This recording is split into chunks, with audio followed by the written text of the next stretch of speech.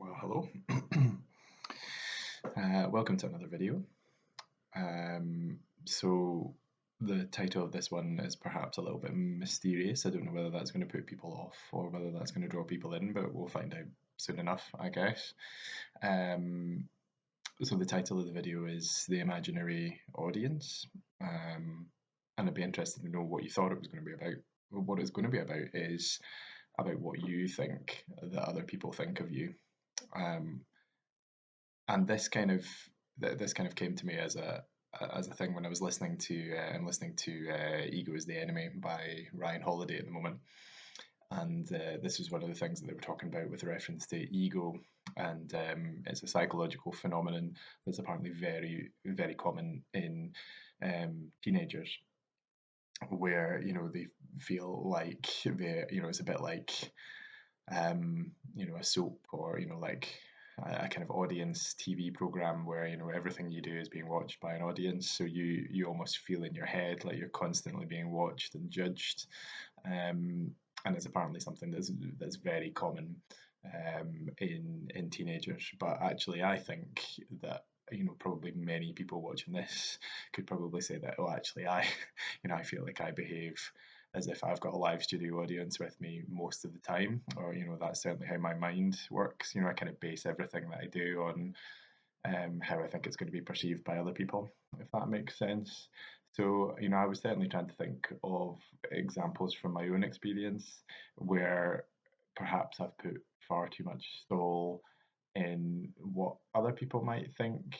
And so, if I cast my mind back to and perhaps even school days, just talking about the being a prevalent thing in teenagers. I certainly remember it being a big problem for me when I was at school, and I'm sure that I think it's a huge problem for most young people and teenagers, and it's potentially even worse now, because certainly there was no social media when I was a teenager.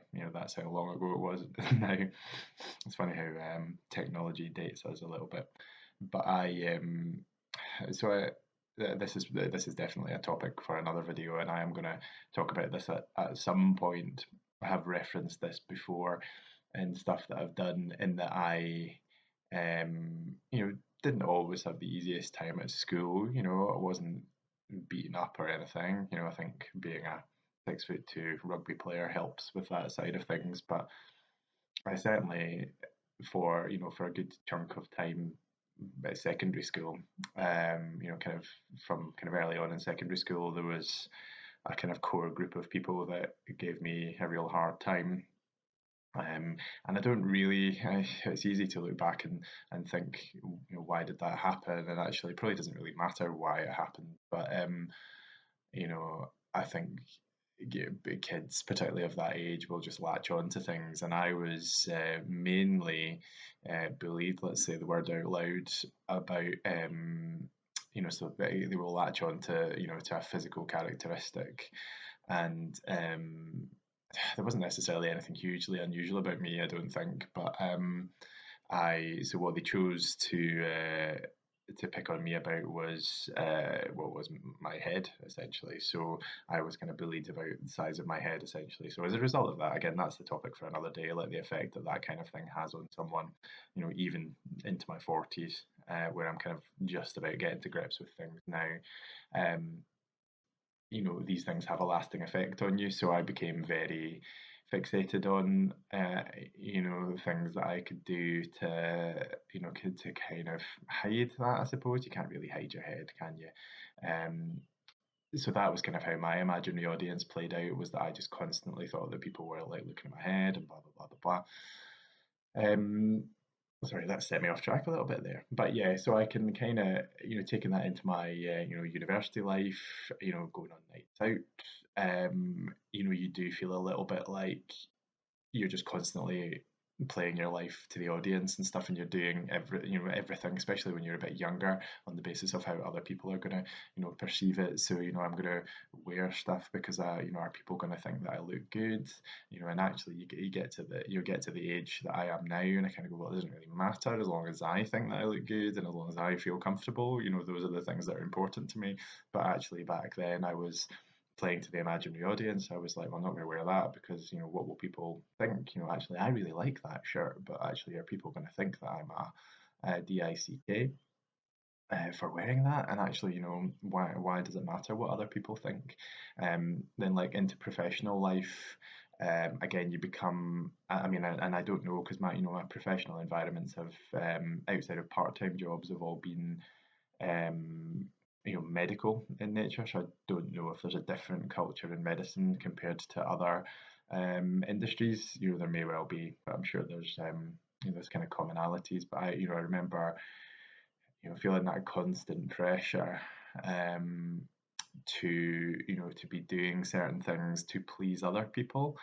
Um, and that was, historically how medical training used to be, before training programs, formal training programs came into existence.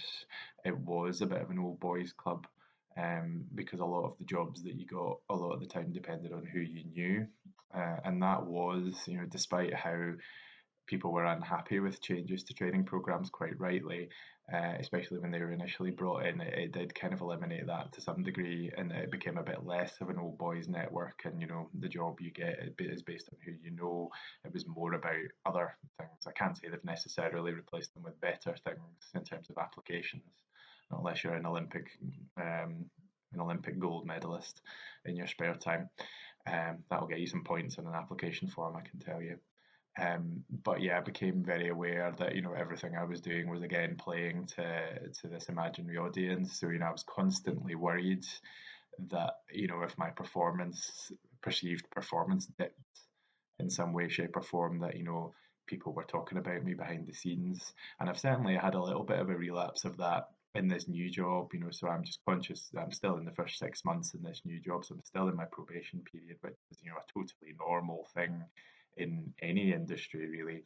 And I started to kind of almost make up like imagined worries about I have find something new a bit challenging, and then I start to worry that when people are talking about me, and that this is me again worrying about what the imaginary audience are thinking about me. And I think it's really, really important, and this is something that's helped me generally. Also just getting a bit older and getting a bit more experience in life, but you have to put these kind of things into perspective, okay? And there's a phrase, I don't know who it's attributed to, and I'm going to be paraphrasing, but when you're worrying a lot about what other people are thinking about you, you have to kind of flip that on its head a little bit, and think of this phrase, which is something along the lines of, you would worry less what other people think of you if you knew how little they actually did. Okay, so you are not the only one that's worried what other people think of them. Okay, but think of how often you think of specific people other than your family and the people that are important to you. It's fairly minimal, I would guess. So people who like bullies and all that kind of stuff. Actually, the people who bullied me when I was at school are not, constantly thinking about me. They're not going home thinking about me. They're not sitting around at home, plotting my demise, probably. So actually, put these things into context, and it's really, really hard because you will feel that the spotlight is constantly on you and that audience is constantly judging you. But actually, in reality, that's highly unlikely to be happening. So you need to kind of, find those anchor points for actually what's important to me, what do I want to do, and use those kind of as your steering point, okay? And forget the audience.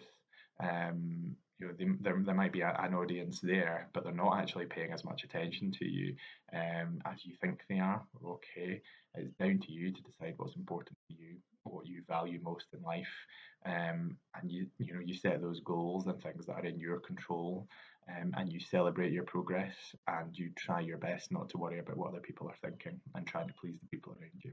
Okay. I hope you find that helpful. I hope some of that resonates with you.